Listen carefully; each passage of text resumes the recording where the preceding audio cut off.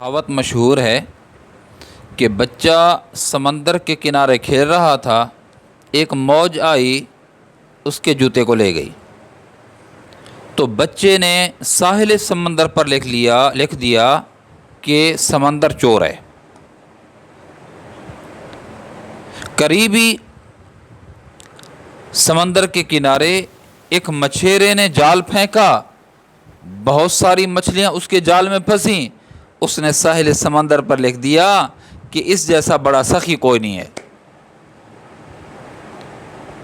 दरिया के किनारे माँ बेटा एंजॉय करने आए, लड़के ने गौता डाला और वो आखिरी गौता साबित हुआ, उसकी लाश ही नहीं नजरी।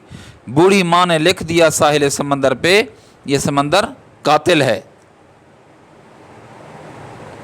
और एक बूढ़ा आदमी जा रहा था साहिल समंदर के करीब करीब, उसे एक सिप मिली, उसको खोला तो उसमें हीरा था। उसने लिख दिया कि ये बड़ा करीम है कि इसके करामत की वजह से अल्लाह ने मुझे मालदार कर दिया। एक लहर आई, मौज आई, सब के लिखे को मिटा दिया।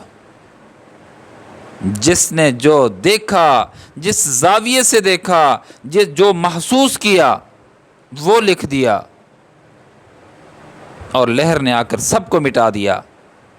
हम देख रहे हैं, सर खपा रहे हैं अपना, ये क्या कहेगा, ये क्या कहेगा, ये क्या कहेगी, फलां क्या कहेगी। अरे दुनिया जो कुछ कहती रहे, ये देखना है कि मेरा रब मेरे बारे में क्या कहेगा। क़यामत के दिन नबी करीम सल्लल्लाहु अलैहि वसल्लम मेरे बारे में क्या कहेंगे, इसको देखना है मैंने। हम देख रहे हैं, दुनिया मुझे बुरा ना कहे, दुनिया मुझे मलामत ना करे, दुनिया मुझे बुरी निगाह से ना देखे। दुनिया बुरी निगाह से देखे या अच्छी निगाह से देखे, रब किस निगाह से देखता है, देखना तो ये है। वहाँ से अगर मंजूरी हो गई, वहाँ से कबूलियत की शर्फ कबूलियत से नवाजा गया तो काम बन जाएगा।